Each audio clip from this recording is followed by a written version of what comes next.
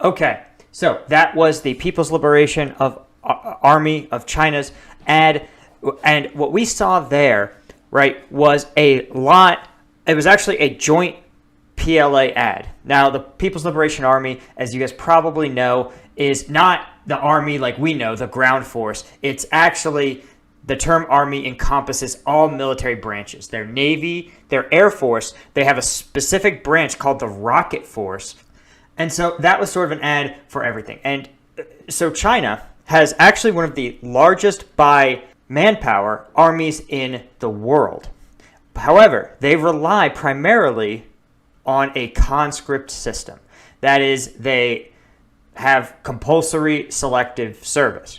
And this is fine for certain roles, but China's global ambitions are to be a world power military. And we see this in the fact that they are constructing aircraft carriers. They have one operational carrier now, and they are working on building their first from the ground up scratch carrier. Bear in mind, the United States has 12, so China is a little far behind. But again, China wants a military that can, what we call power projection, and that's the ability to provide, I'm going to say, prestige military, activities all over the world, right? The United States military, we have our carrier battle groups go all over the world to ensure freedom of navigation, ensure freedom of the seas, engage in anti-piracy missions.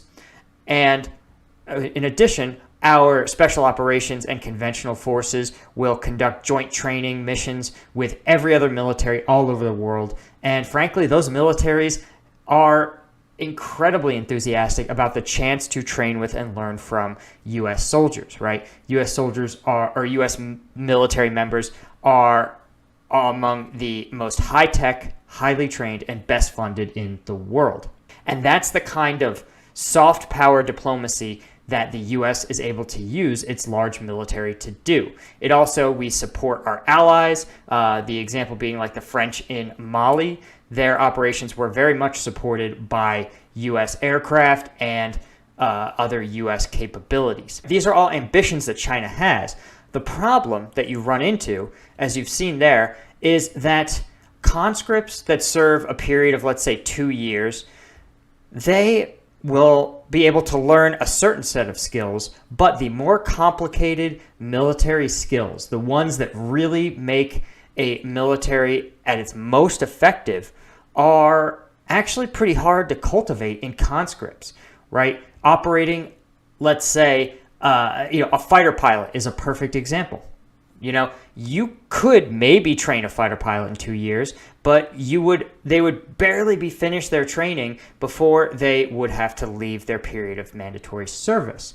And of course, I imagine they're officers, and officers probably have a longer commitment. But, what about a flight deck crew chief?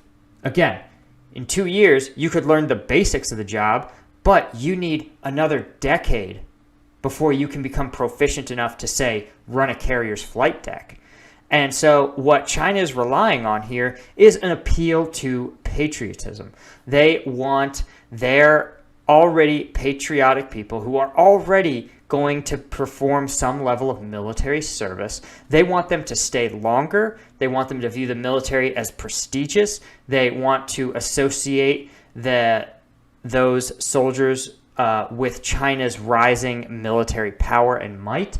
But ultimately, what they really need is just people to stay in their military or sign up for jobs that are more technical and more challenging than regular conscript period of service that most of them do. And it's especially hard when you have a very competitive global economy, right? There may also be a secondary audience, and that is the general public, the general Chinese public, right? Because they're also going to see these ads, the individuals who are too old, who've completed their military service, who have families and can't abruptly change careers. They also are going to watch this ad, and what they are seeing is the messaging that the Chinese military is prestigious, they are capable, they have a wide variety of high-tech military forces.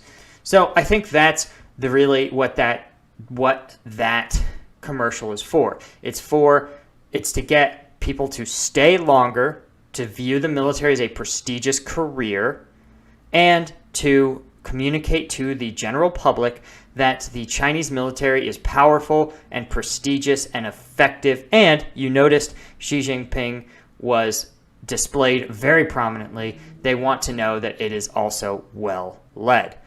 Okay, let's take a look at Russia.